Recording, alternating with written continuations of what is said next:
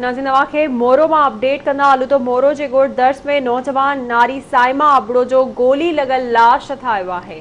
बिल्कुल नाज़रीन, अफ़सोसनाक ख़बर अमदी पहुचाई पिया। पुलिस वाक़े वारे हंधि पहुची लाश खणाए अस्पताल मुंतकिल कयो आहे। जॾहिं त वाटसन जो चवणु आहे त साइमा पाण मथां रिपीटर जो फायर करे आपघात कियो आहे। ख़बर अवां ताईं पहुचाए रहिया आहियूं मोरो मां, जिते ॻोठ दर्स में नौजवान नारी साइमा अबड़ो जो गोली लगल लाश ठाहियो आहे। अवांखे अपडेट कंदा हलूं। ब्रेकिंग न्यूज़ आहे त मोरो जे ॻोठ दर्स में नौजवान नारी साइमा अबड़ो जो गोली लगल लाश ठाहियो आहे। वारसन जो चवणु आहे त साइमा पाण मथां रिपीटर जो फायर करे आपघात कयो आहे। तफ़सील मालूम कंदासीं मोरो मां आवाज़ टीवी जे रिपोर्टर अयास सोलंकी खां। जी अयास, कहिड़ा अपडेट्स आहिनि?